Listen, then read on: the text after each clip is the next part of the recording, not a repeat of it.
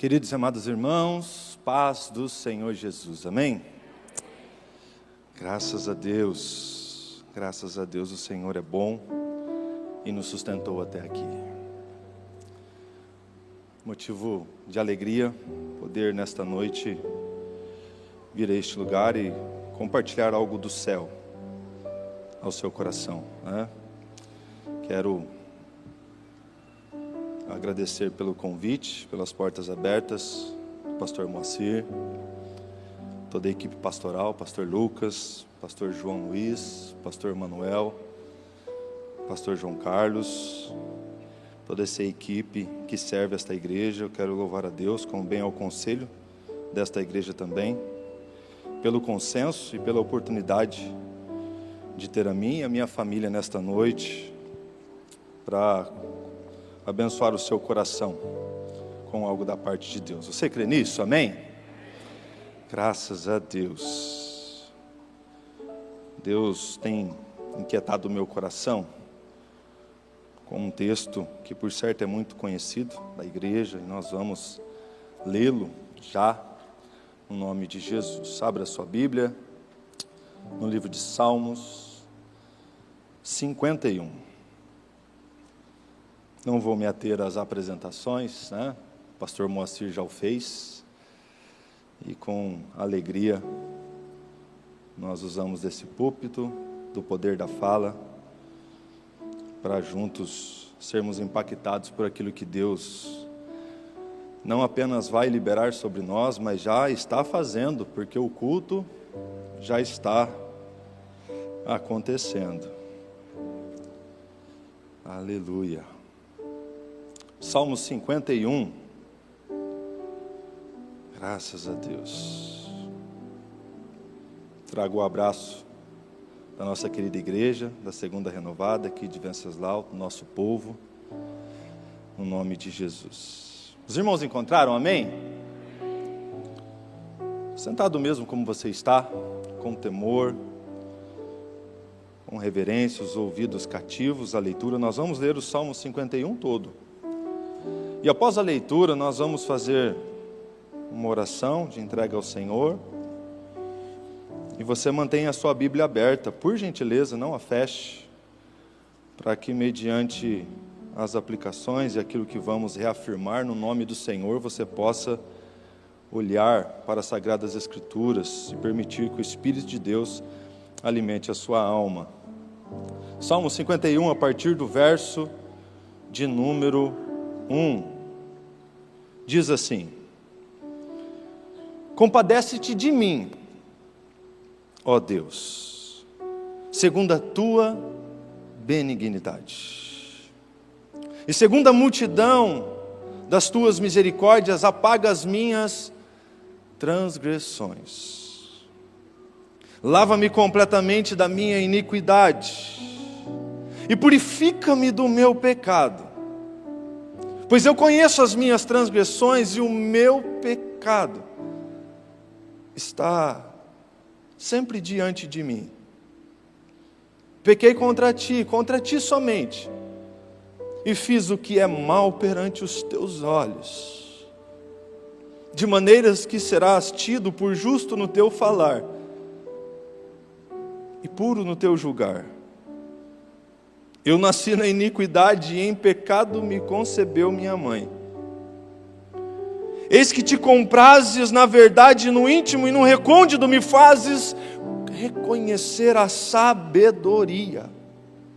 Purifica-me com hisopo e ficarei limpo, lava-me e ficarei mais alvo do que a neve. Faze-me ouvir júbilo e alegria, para que exultem os ossos que esmagastes. Esconde o rosto dos meus pecados e apaga todas as minhas iniquidades.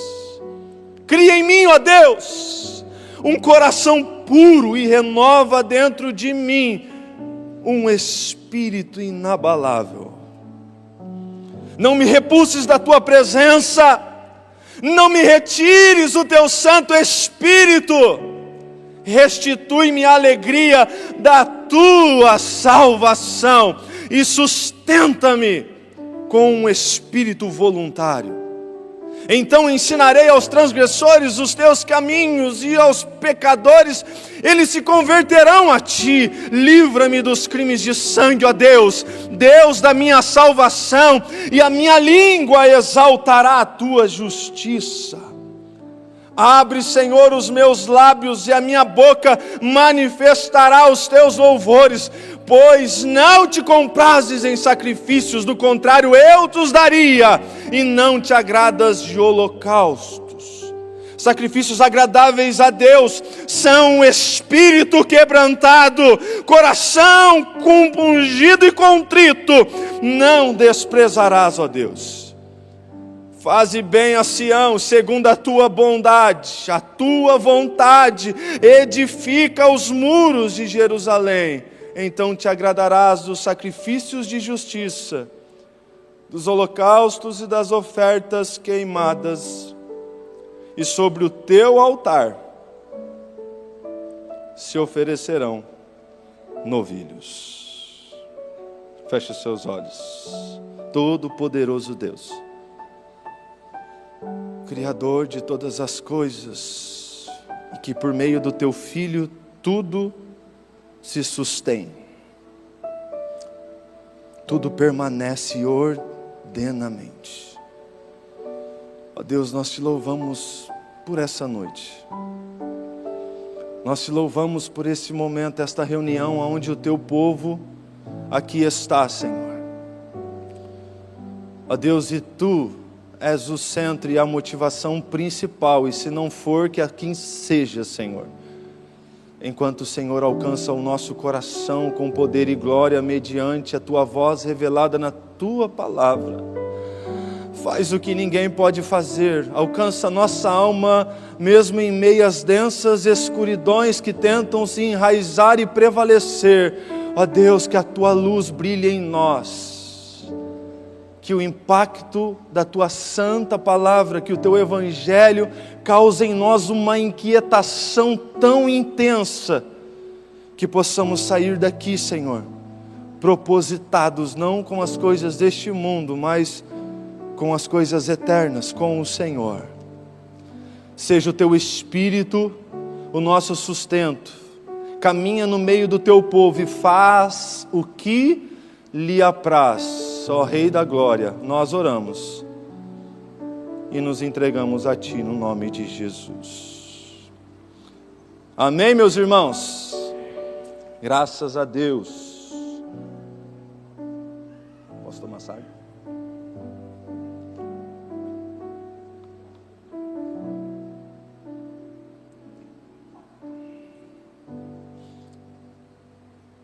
Você conhece aquela canção Sou Feliz? Que diz o coro, o refrão: sou feliz com Jesus, sou feliz com Jesus, meu Senhor. Declare: sou feliz.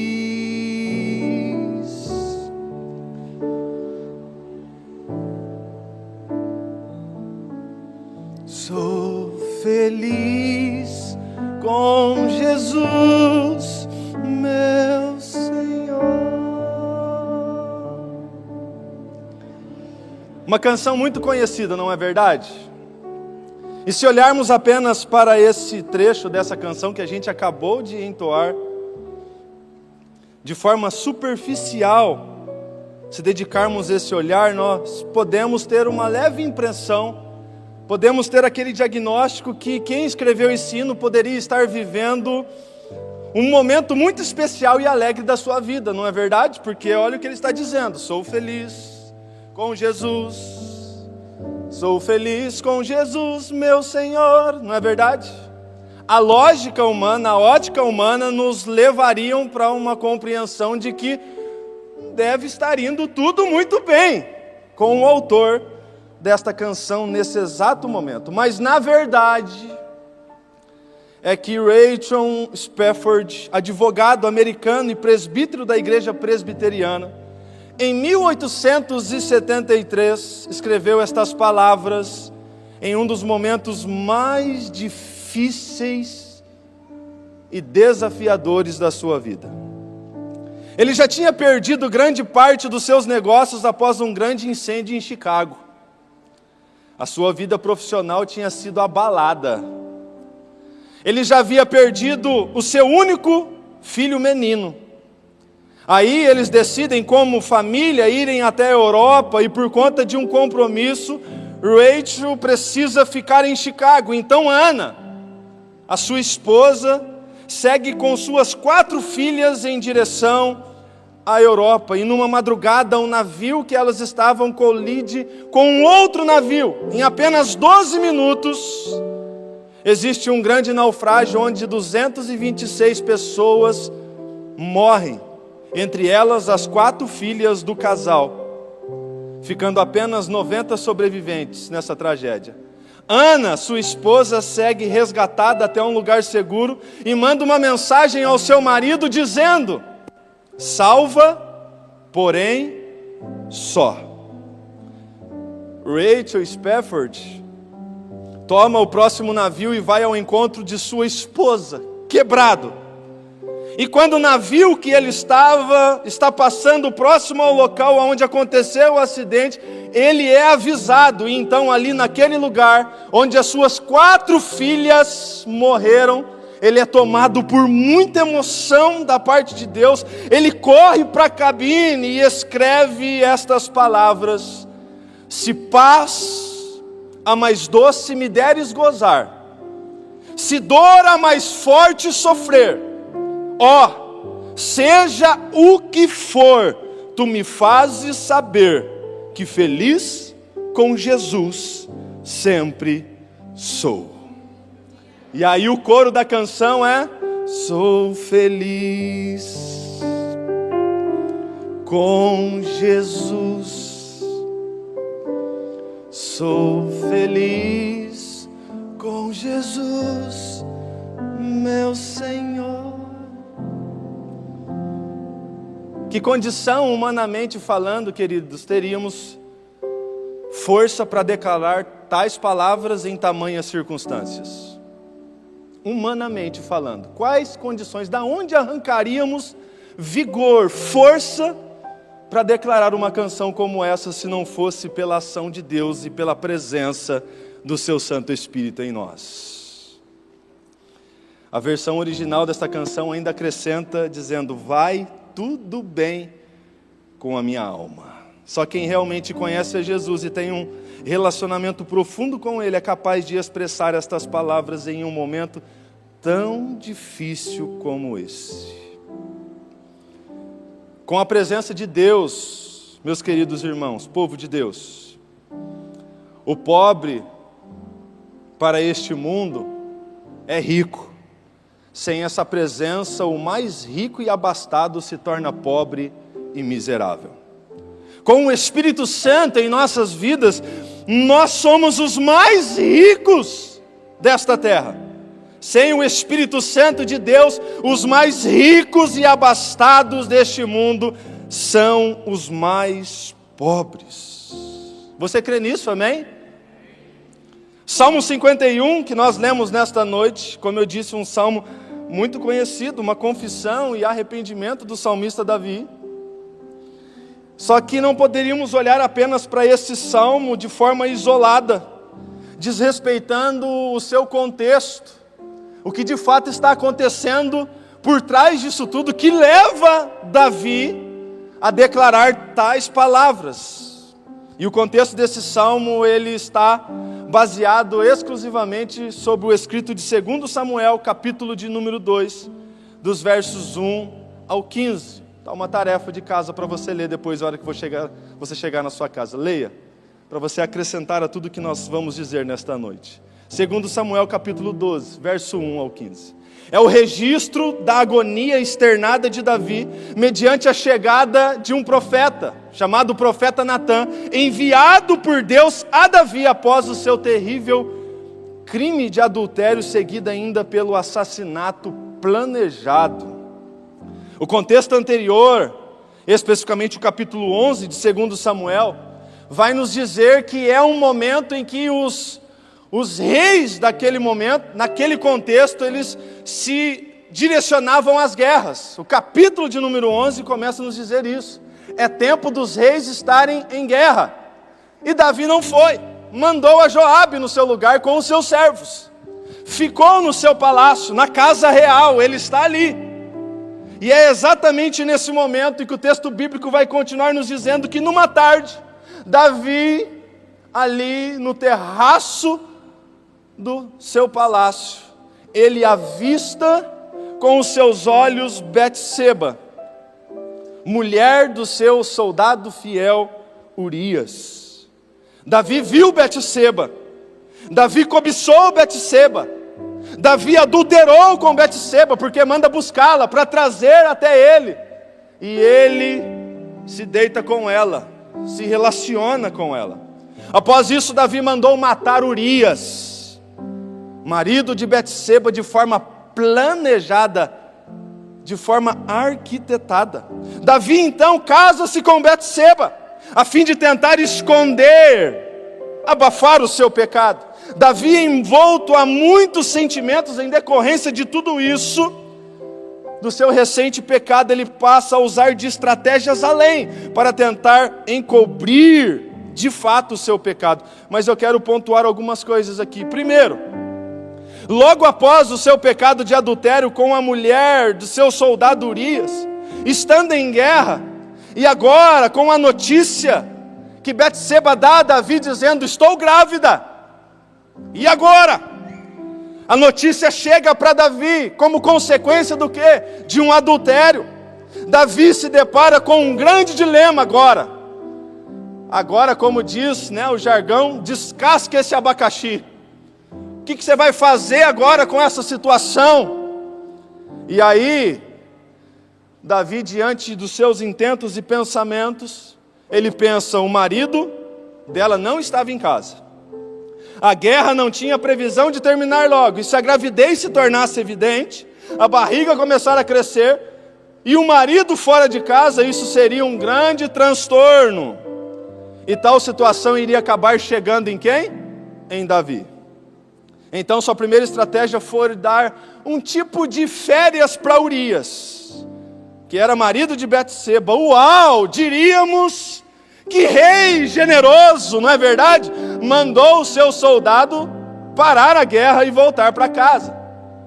Os seus outros servos, Joabe, ficou lá, guerreando, acampados, no céu aberto. Urias retorna, amando de Davi. Vamos dar umas férias para Urias, vamos tentar ajeitar esse negócio. 2, deu um banquete ao marido de Betseba. Por quê? Porque ele chega, Davi fala: você deve estar muito cansado, você estava numa guerra, vai para sua casa, toma um banho, fica lá com a sua esposa, tô abençoando a sua vida, Urias.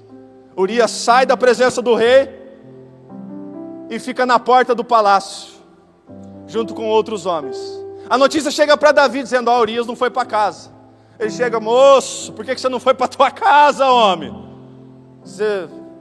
Meu senhor, os meus servos, os meus companheiros estão lá, acampados, guerreando, tem gente morrendo, estão no céu aberto. Como poderia eu voltar para minha casa e deleitar a minha cabeça em paz com a minha esposa, sabendo que os meus estão lá? Como poderia? Não, eu vou ficar aqui dormindo aqui na porta, do lado de fora. Davi fala: epa, moiou o negócio, não deu certo. Ele vai além. É nesse contexto em que ele então banca uma festa, dizendo: eu vou chapar esse homem, eu vou embebedar esse homem, para que dessa forma ele possa então ir para casa, deitar bêbado com sua mulher. E aí, pronto, resolvi, porque ele não vai lembrar de nada, não vai ter consciência do que aconteceu. Para ele, depois ver a sua esposa grávida, falar: pronto, é meu, não lembro de nada, estava bêbado. Davi e os seus intentos, na tentativa de fazer isso, mas também não dá certo, porque ele sai da festa e se deita do lado de fora do palácio, não vai para casa. Tá Deus. A intenção era que Davi pudesse encobrir a situação, dizendo que na verdade a gravidez era de Urias. Urias tinha tido relação com a sua esposa e não lembraria direito. 3, ele encomendou depois disso, então, fria e cruelmente a morte de Urias, escrevendo uma carta ao comandante, esta que o próprio Urias a levou, para que o marido de Betseba fosse colocado na linha de frente, na batalha sem proteção. Você vai ler o texto na sua casa, você vai ver exatamente tudo que eu estou parafraseando aqui. Urias volta para o campo de batalha com uma carta, selada, a mando de Davi, entrega na mão de Joabe, dizendo, está aqui, Davi mandou. E estava a sentença do próprio Joabe, dizendo, coloca-o na linha de frente, ele tem que morrer. Joabe o faz, a guerra continua, Urias tomba, Urias morre. A notícia chega para Davi. Tendo agora por certo, em quarto momento, a morte de Urias, o que Davi faz? Resolvi o problema, vou casar com Betseba. Ele casa-se com Betseba. Meus irmãos, convenhamos, parecia que estava tudo certo, pela ótica humana, não parecia? Resolvi. Engenhosamente estava tudo certo, aos olhos humanos estava tudo certo. Mas está escrito em 2 Samuel, capítulo 11, verso 27, capítulo 12, verso 9, está escrito lá, isto foi mal aos olhos do Senhor. A palavra de Deus nos diz isso. Deus estava no seu alto e sublime trono, reprovando tudo, dizendo, não é isso. Davi agora começa a viver, como consequência disso, amargamente. Não há mais paz. Escondendo e aguardando esse pecado, e guardando esse pecado, melhor dizendo, em seu coração. E diz as Escrituras que Davi começa a adoecer, o seu vigor se torna como sequidão. Ele menciona isso. Ele menciona isso no Salmo 51. As noites já não eram como antes, pois passaram a serem atribuladas. Não havia mais paz na mente e no coração de Davi. Não havia mais sossego para Davi. Ainda assim ele estava calado em relação ao seu, diga comigo, pecado. Então Deus manda até a casa de Davi o profeta Natã. Vai lá, Natã. Eu tenho que tratar com esse homem. E o Salmo 51 nos mostra o arrependimento e a confissão de Davi após Deus ter usado o profeta Natã, trazendo luz, tirando das sombras os seus terríveis pecados, os quais ele insistia até então em mantê-los escondidos. O Salmo 51 se enquadra exatamente nesse contexto, meus irmãos. 2 Samuel, capítulo de número 12. Quando nós olhamos para as Escrituras, olha a palavra de Deus comigo. Olha só, a partir do verso de número 1, olha a oração. Por que Davi faz essa oração? O profeta Natã chega na casa de Davi e conta uma historinha para Davi. Que historinha é essa? Davi, tinha numa cidade 2 homens. Um era rico, abastado em gados, em ovelhas, e o outro era pobre. O outro tinha apenas uma cordeirinha, Davi. E aí de repente, passa nessa cidade um viajante. E aí o homem rico acolhe o viajante. Ele não pega dos seus gados e das suas ovelhas, das suas posses, do que era seu, Davi, ele não pega. Ele vai no homem pobrezinho e pega a única cordeirinha que aquele homem tinha, e toma dele e dá ao viajante. Davi corta, o profeta Natã dizendo, o que é isso? Davi fica furioso, fica indignado. Ele demonstra um sentimento de aversão a esse tipo de coisa, dizendo, não, tão certo como o Senhor vive, esse homem aí tem que ser morto. Aí o profeta Natã olha para Davi, Davi, esse homem é você. Esse homem é você. Aí vem o Salmo 51. Aí Davi rasga o coração e nos deixa o Salmo 51 que diz, compadece-te de mim. Ó Deus, segundo a tua benignidade, segundo a multidão das tuas misericórdias, apaga, Senhor, as minhas transgressões. Lava-me completamente da minha iniquidade, purifica-me, Senhor, purifica-me do meu pecado, pois eu conheço as minhas transgressões, o meu pecado está sempre, sempre diante de mim. Pequei contra ti somente fiz o que é mal perante os teus olhos, de maneira que serás tido no justo por teu falar e puro no teu julgar, Senhor. Eu nasci na iniquidade e em pecado me concebeu minha mãe. Verso 6, eis que te comprases na verdade e no íntimo, e no recôndito me fazes reconhecer a sabedoria.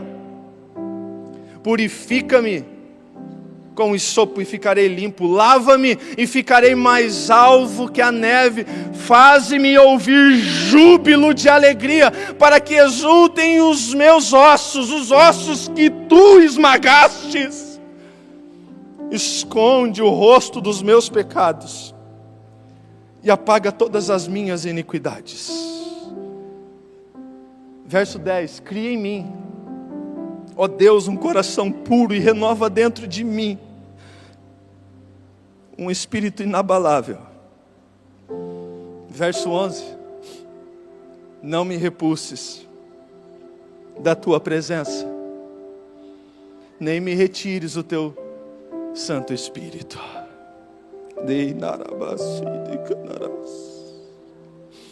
Restitui-me, Senhor, a alegria da tua salvação e sustenta-me com um espírito voluntário. Meus irmãos, eu faço um grande questionamento diante do que está acontecendo aqui. O que Davi, esse homem, obteve da parte de Deus? Preste atenção nisso.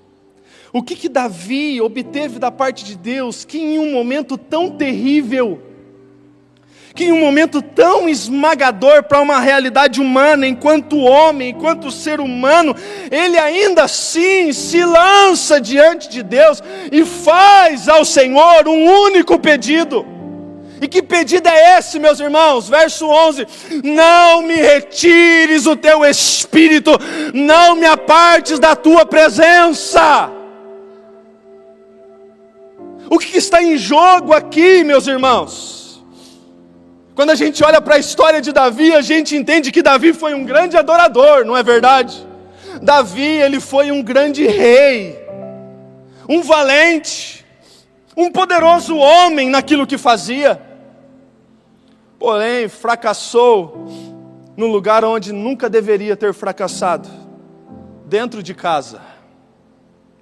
Acredito, meus irmãos, piamente em meu coração, de que não exista fracasso maior e pior que este: vencer em todos os lugares e fracassar dentro de casa. Foi um bom rei, mas um péssimo exemplo de pai, um modelo de pai a não ser seguido. Mas a questão é que os seus filhos ainda assim seguiam seu exemplo. A gente olha para Aminon, ele caiu no mesmo pecado. Que pecado, pastor? Imoralidade sexual. E o pior, tem um agravante, foi com a própria irmã Tamar. Davi, após saber desse incidente, ele não fez absolutamente nada, pois dizia amar o seu filho. Que amor é esse? Em que a disciplina se faz ausente, não havendo comprometimento com a verdade do Evangelho, com a verdade de Deus. O silêncio do pai, por ele não ter agido de forma apropriada contra Aminon, por esse abuso sexual, por esse estupro com Tamar, deixou um dos seus filhos revoltadíssimo. Absalão, o que ele fez? Ele tramou a morte do próprio irmão. As Escrituras dizem isso para nós, não é segredo, está claro. Enfim, todos esses acontecimentos que eu acabei de citar, ocorridos dentro da casa de Davi, serve para nos ensinar que ganhar o mundo e perder dentro de casa, colheremos consequências amargas. E tudo isso está ligado diretamente a quê, meu querido irmão e minha irmã que me ouve nesta noite? Está ligado a atitudes de pecados aceitáveis. Por ter sido desobediente para com o Senhor Deus, quando a obediência era necessária e indispensável. Por não ter agido no momento devido e feito o que era correto, se escondendo atrás de desculpas. Por ter alimentado muito mais os desejos carnais da sua natureza do que verdadeiramente se posicionar em comprometimento e fidelidade para com Deus, para com o Espírito Santo do Senhor. Mas mesmo diante de tudo que eu estou citando aqui, tão pesado, mesmo diante disso tudo, o que Davi, meus irmãos, olha a pergunta de novo, o que Davi em sua vida com Deus viu ou obteve da parte de Deus, que em um momento tão terrível, em um momento tão esmagador, enquanto ser humano sendo repreendido por um profeta dentro da sua própria casa, esfregando de forma clara na sua face os seus pecados ocultos, olha que momento, ainda assim ele se lança diante de Deus, suplicando, o que está no verso de número 11, não me repulses da tua presença, Deus Todo-Poderoso, nem me retires o teu Santo Espírito. O que me intriga aqui, eu já estou caminhando para concluir, o que mais me intriga aqui é que Davi, nesse momento da sua vida, ele tinha muita coisa em jogo. Podemos perceber parte daquilo que eu já citei. Mas o interessante é que num momento como esse, em que Davi é repreendido por Deus e Deus traz luz à escuridão daquilo que ele estava achando que de forma arquitetada já estava resolvido, Davi nesse momento ele não roga pelo seu trono, pela sua posição, ele não diz: Senhor, e agora como é que vai ficar o meu trono? Senhor, como é que vai ficar a minha posição, Deus? Sou Davi, olha o meu nome por aí, a minha autoridade, Senhor, como é que vai ficar? Senhor, o meu reinado eu não posso perder não. Senhor, a minha fama, Senhor, a minha fama, não, eu não vivo sem a minha fama, Senhor. Senhor, o meu nome, Senhor, os meus bens, eu sou homem de autoridade, eu tenho servos, Senhor, é por isso que ele suplica, meu irmão. Ele pede uma única coisa. Ele diz: Senhor, não me deixe perder a tua presença.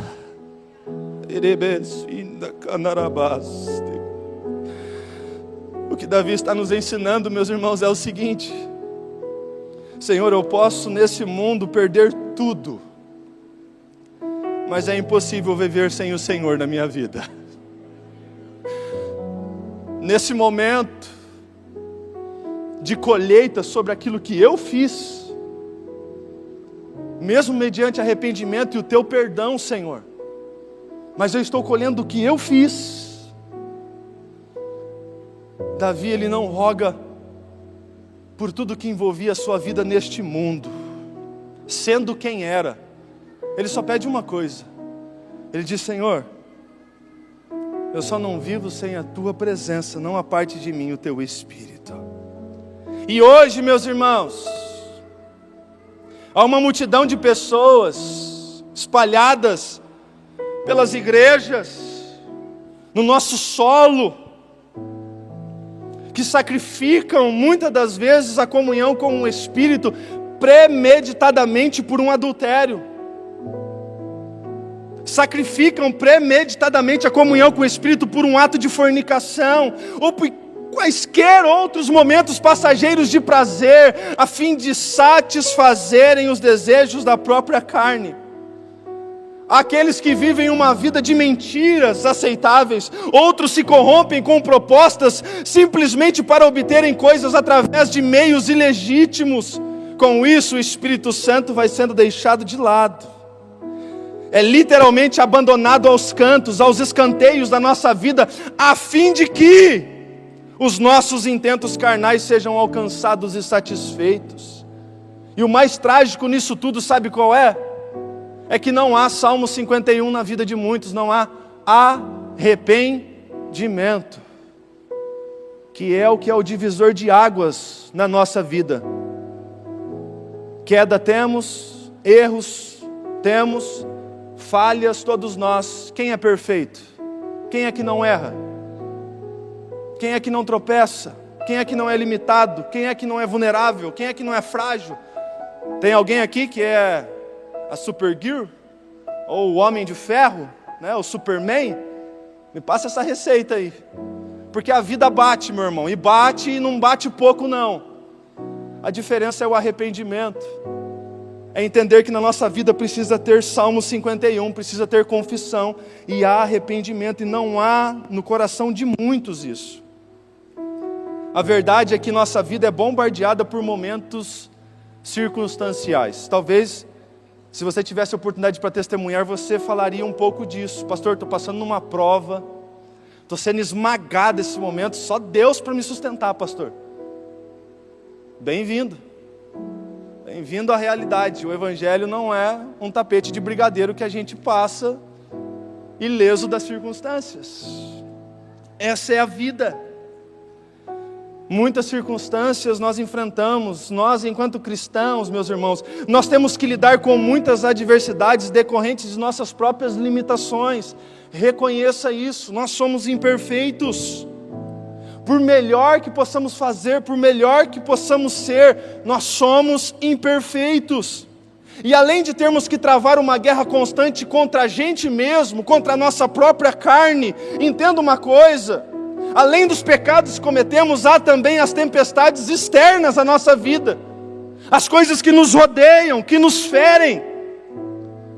O conceito para nós, queridos irmãos, igreja do Senhor, o conceito para nós a respeito de viver um ano de vitória, ouça com atenção, não pode jamais ser uma errônea concepção de ausência de circunstâncias e adversidades. Mas sabe qual é o conceito de vitória para nós? É entendermos que nós vivemos dia a dia, semana após semana, mês após mês, e consequentemente desfrutamos de um ano firmados em Cristo Jesus. Sobre uma convicção inabalável de que mesmo em meio aos dramas e dilemas dessa vida, nós enquanto filhos de Deus jamais enfrentamos quaisquer situações dessa vida sozinhos. E se você está fazendo isso, não é o desejo de Deus para você. Não peleje sozinho, não guerreie as suas guerras sozinho. Deus é por você. Deus é Senhor sobre os seus, sobre a sua igreja. Estar sob a bênção de Deus, meus irmãos, não é sinônimo de ausência de tempestades, mas é saber que mesmo em meio aos ventos fortes desta vida, nós estamos seguros, firmados, sustentados na rocha, que é Cristo Jesus, o nosso Senhor. Todos nós, meus irmãos, por mais piedosos que possamos ser, todos nós, sem exceção, estamos sujeitos a lidar com dores e sofrimentos provenientes de uma doença, de uma enfermidade, de um luto. Agora mesmo a Segunda Renovada está em luto. A família da Segunda Renovada que está na organização presidente, enterrando, né? fazendo um momento ali de velório, e amanhã vai sepultar um ente querido. Uma mulher de Deus, a família da Segunda Renovada. Pessoas de oração, pessoas piedosas. Nossa querida diaconisa Selminha, a irmã dela, que nesse momento está com o seu coração esfarelado diante do sentimento de dor e do luto. E aí não há Deus nisso? Não há bênção de Deus nisso? Deus está ausente? Deus não ama? Deus não é fiel? Muito pelo contrário. É entender que mesmo em meio às dores, os sofrimentos, os lutos ou qualquer circunstância que esfregue na nossa face o quanto somos frágeis, o quanto somos vulneráveis, o quanto somos limitados e imperfeitos. E aí como que a gente lida com essas questões? É pela força do nosso próprio braço? É pela nossa inteligência? É pelas nossas habilidades? É com jeitinho brasileiro? Não. De onde que vem, meu irmão, a força para a gente enfrentar os dramas e dilemas da vida? Se não da presença santa, bendita e poderosa do Santo Espírito de Deus que habita em nós. E que a própria palavra de Deus vai nos dizer que Ele intercede por nós com gemidos inexprimíveis. Geme dentro de nós, grita dentro de nós, sentindo o que a gente sente, passando o que a gente passa, nos amando, nos sustentando. E se não fosse essa profunda graça e essa misericórdia do Santo Espírito de Deus que escolheu morar em nós. Se não fosse as misericórdias de Deus. Meus irmãos, não há nada nesse mundo. Vou repetir.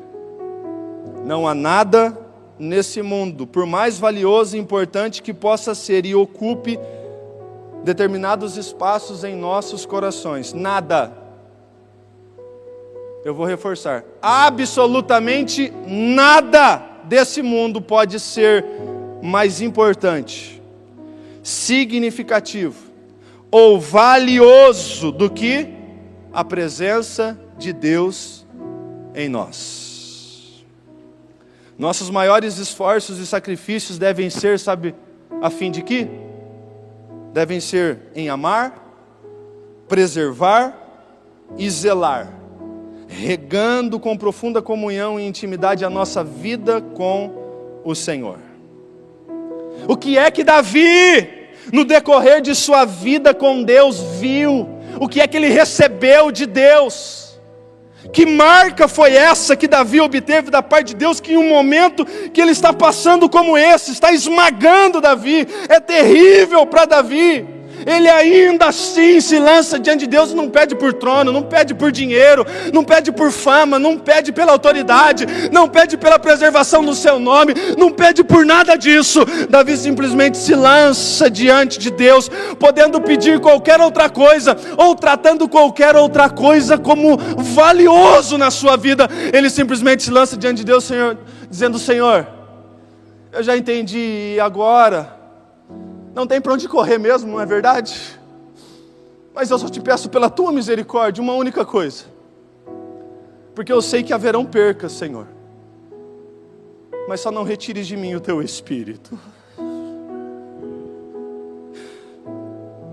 Só não retires de mim o teu Espírito. Eu vou mais além. Levo os meus pensamentos a tantos outros em que momentos pontuais de sua vida tomaram decisões importantes, radicais, e declararam algo que nos leva a pensar o que estamos pontuando aqui com Davi, meu irmão.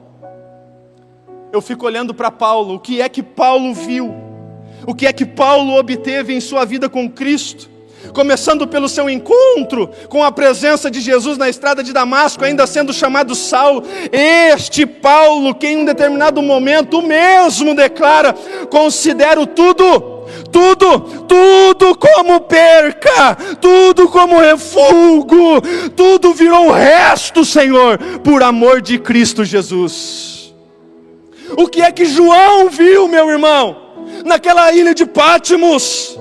Aquela voz que ele ouviu, de acordo com o texto bíblico, e o fez cair no chão, quase morto. O que é que João viu? O que é que Isaías viu, meus queridos, quando teve a visão dos serafins, declarando: Santo, Santo, Santo, Santo é o Senhor dos exércitos, e a terra está cheia de sua glória. O que é que Isaías viu que o levou a declarar: ai de mim, estou perdido, porque sou homem de lábios impuros, habito no meio de um povo de impuros lábios, e os meus olhos carnais viram o Rei, o Senhor dos exércitos. O que é, meus irmãos, que Abraão viu quando ainda residia em Ur dos Caldeus, quando Deus se revelou a ele, chamando-o para viver uma história de promessa com o Senhor? O que é que Abraão viu? Abraão abandonou todos os seus parentes, foi para uma terra que ele nem sabia onde era. Deus se revelou a ele e diz: vai para uma terra que eu lhe mostrarei. E Abraão foi. O que é que Abraão viu?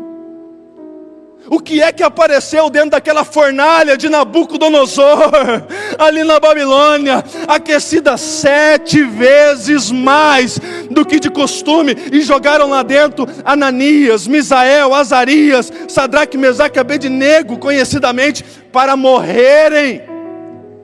O que é que apareceu lá e que de forma sobrenatural os livrou, que Nabucodonosor olhou e ficou assustado? Quem é esse? Quem é esse? Eu fico me perguntando, o que é que todos estes viram? É exatamente isso. Sabe qual é a resposta? É a presença bendita do Deus Todo-Poderoso, que nos tira do raso, meus irmãos, que nos tira da superficialidade, do marasmo, e nos coloca numa radicalidade de alguém que viu algo da parte de Deus, de alguém que teve a sua vida marcada, literalmente impactada pelo próprio Deus, e entende o valor disso que aconteceu. É para isso que Deus nos chama, é para isso que Deus te chama. Olhe para o seu irmão e diga: para isso que Deus te chama, meu irmão. Para que é que Deus nos chama, pastor? É para a gente viver como quem viu algo que muda a nossa vida. É para vivermos como quem experimentou algo que esse mundo jamais poderá nos dar. Para vivermos como quem obteve algo da parte, não de homens, mas do próprio Deus. E transforma a nossa vida, transforma a nossa história, transforma a nossa realidade, transforma os nossos dias. Você sabe o que é que Davi viu na sua vida? É exatamente o que estes também viram, a ponto de entender sobre tudo que estava em jogo. Ele simplesmente olhou para Deus dizendo: Senhor, eu posso perder tudo, como vai acontecer, mas só não me deixe perder uma coisa: é a tua presença, é o teu Santo Espírito, é a tua habitação em mim. O nosso tempo e a nossa era vive muitas das vezes sobre justificativas. Sabe qual é a grande questão? É que a falta de comunhão e intimidade com o Santo Espírito de Deus não é e nunca será por falta de tempo, mas é por falta de prioridade no coração de muitos. Jamais poderemos dizer para Deus: faltou tempo. Eu costumo dizer para a igreja que eu pastoreio, para a Segunda Renovada, para o meu povo lá, costumo dizer: fala sério, vamos admitir, aquilo que é prioridade para nós, a gente não dá jeito? A gente não dá conta? Não dá não? O dia pode estar abarrotado de coisa, a agenda pode estar explodindo. Se surge alguma coisa e você olha para aquilo com um diagnóstico, dizendo: não, isso aqui é prioridade, eu tenho que resolver isso hoje, não pode... O que você vai fazer? Você vai se virar nos 30. Você vai fazer o que não dá para fazer, mas você vai resolver aquilo, porque você olhou para aquilo com um olhar de prioridade. A questão para com Deus nunca é falta de tempo para nós. A questão para com Deus é prioridade. Quando Deus deixa de ser o centro no coração, a razão principal das coisas, a motivação, quem tem que ser o maior desejo e fonte de satisfação, tudo o resto se torna declínio, se torna um caos. E a gente passa a nossa vida pedindo um monte de coisa para Deus, só não pede o que é mais importante. Senhor, sustenta em mim a alegria da tua salvação e nunca parte de mim o teu Espírito. O que eu entendo sobre a gente conquistar e viver um ano de vitória é que mesmo em meio a todas as circunstâncias e adversidades que enfrentamos e percas que temos, dores e sofrimentos que temos que lidar, e todos nós temos, quando menos esperamos, coisas batem na nossa porta e nos pedem soluções muito maiores do que temos condições de dar. Mas é em momentos como esse que a gente entende que mesmo quando as tempestades estão batendo forte, as circunstâncias e adversidades estão exigindo da gente, estão acabando com a gente precisa ser franco e entender: me falta a presença de Deus,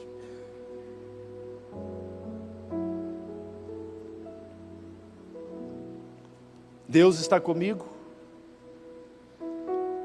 Deus é prioridade, Deus é o meu sustento.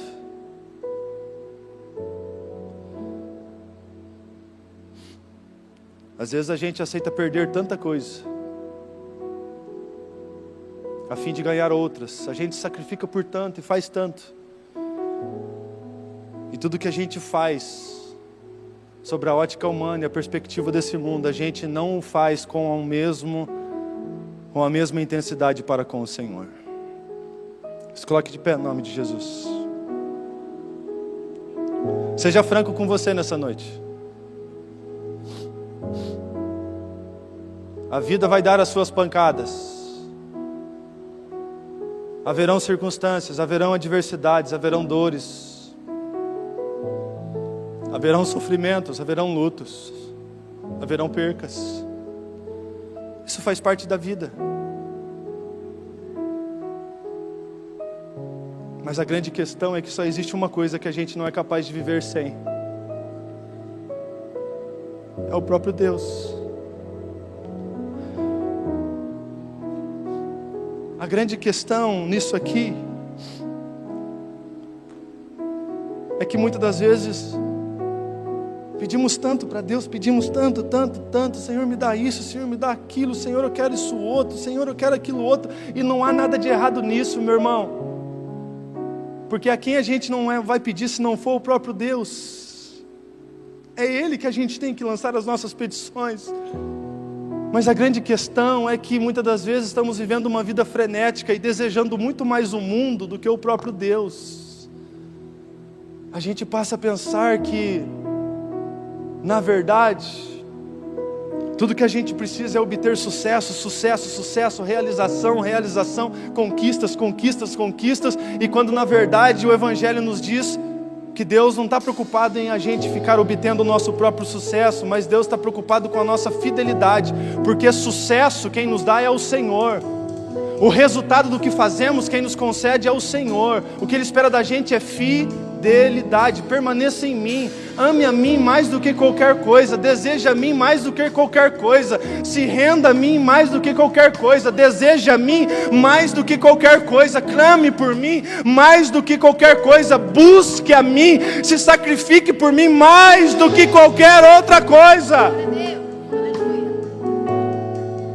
Que nível de prioridade temos dado para com o Senhor? Deixa eu te dizer uma coisa, só temos capacidade de viver um ano de vitória se começarmos o ano e encerrarmos o ano na presença de Deus, porque senão tudo que conquistamos é fracasso. Conquiste, voe, realize, vá além, faça o que for possível, mas não negocie princípios e valores, não negocie a comunhão com o Espírito de Deus. Talvez nesse momento você está vivendo um momento que você precisa tomar decisões, diante de empenhos, de palavras, de ações, que talvez possa ser divisor de águas para você. Só que, por um lado, são decisões que você tem a consciência de dizer, não, isso aqui não tem a aprovação de Deus. E você ainda está pensando na possibilidade disso? E a outra alternativa é manter-se com Deus. Corre para os braços do Senhor.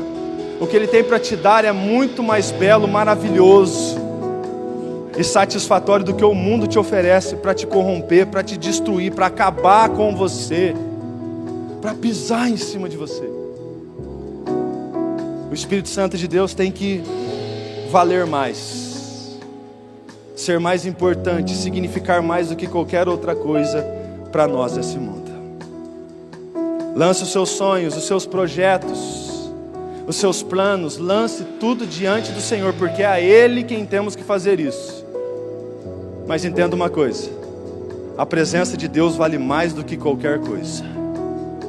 É começar o ano na presença de Deus, é viver o ano na presença de Deus, e é fechar o ano na presença de Deus. Ah, mas eu perdi isso, ah, mas eu perdi aquilo, ah, mas eu sofri, eu chorei, ah, mas ó, teve essa situação, ó, teve essa outra, olha, isso me desgastou tanto. Você está na presença de Deus, meu irmão? Então isso vale mais do que qualquer outra coisa.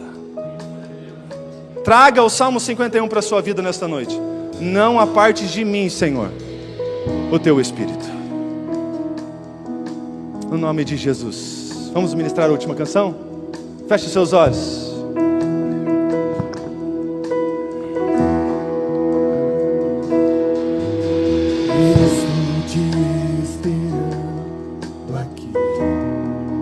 Que essa canção seja um convite para você. Deus está te esperando.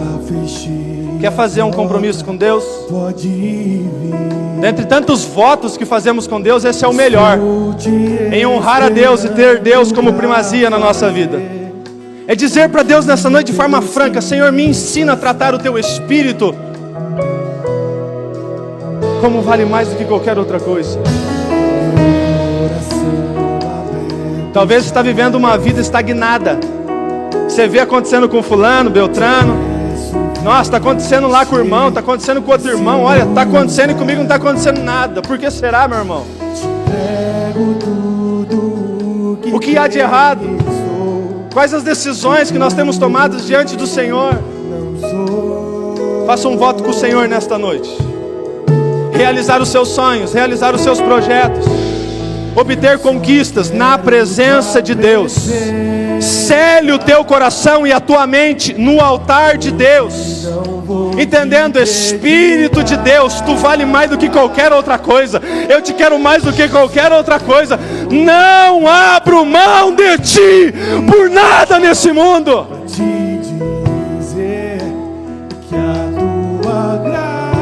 Se há feridas abertas, você que está desanimado, triste, abatido, perdeu a rota, perdeu o sentido e deseja receber uma oração de uma forma específica nesta noite, se você quiser vir aqui à frente, nós vamos orar juntos. Eu não vou ficar insistindo, não vou ficar oferecendo Jesus como um produto. É diretamente. Você quer fazer um propósito com Deus? Você quer fazer uma aliança com o Senhor? De valorizar o Espírito de Deus, de estar com o Senhor, de tratá-lo como primazia, como quem merece o melhor que você tem para dar. Se você quer fazer esse compromisso com o Senhor, se você estava longe disso, saia do seu lugar, rapidamente vem aqui à frente, nós vamos orar por você.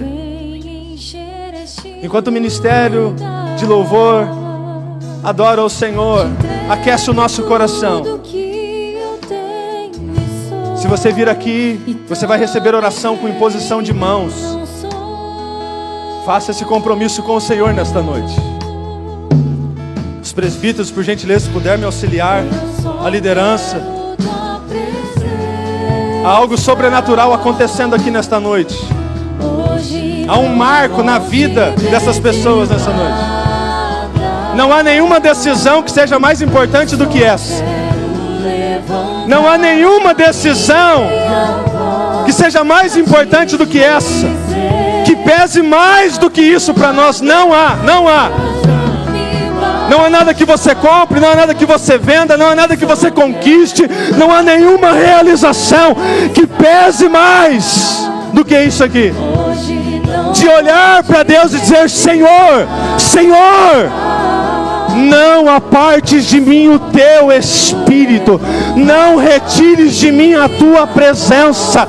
Perdoa os meus pecados, perdoa as minhas transgressões, perdoa, Senhor, perdoa as minhas quedas, perdoa as minhas falhas, perdoa os meus tropeços, perdoa os meus desvios, perdoa, Senhor, perdoa a minha incredulidade. Me restaura, Senhor. Me restaura, Senhor. Me restaura, Senhor. Me restaura, Senhor, na tua presença. Em nome de Jesus. Em nome de Jesus. Sela corações, ó Deus Todo-Poderoso. Sela a mente, Senhor, em ti. No nome de Jesus. Resgata, Senhor. No nome de Jesus. Restaura, Senhor. No nome de Jesus. Ah, Espírito de Deus. Que não sejam as nossas mãos, que não sejam as nossas mãos, que sejam as tuas mãos, agora, em nome de Jesus, em nome de Jesus. Toca, Espírito de Deus, toca.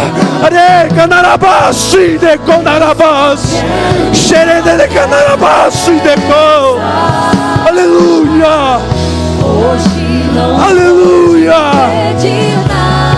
Sopra, Espírito de Deus, em nome de Jesus.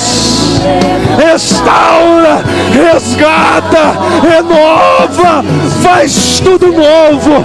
Espírito Santo, Espírito Santo, Espírito Santo, Espírito Santo, tu vale mais do que dinheiro. Espírito Santo, tu vale mais do que bens, tu vale mais do que tronos. Em nome de Jesus. O Senhor vale mais do que fama. Em nome de Jesus, eu declaro, eu profetizo restauração. Em nome de Jesus, um cenário novo. Espírito de Deus, move, Senhor. Aonde o Senhor chega, algo sobrenatural acontece. Aquilo que o Senhor toca não fica da mesma forma.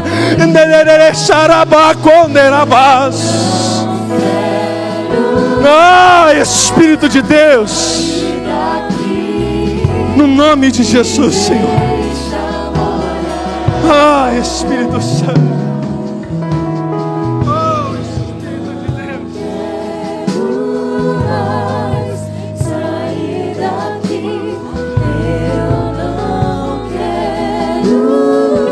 Aleluia! Em nome de Jesus.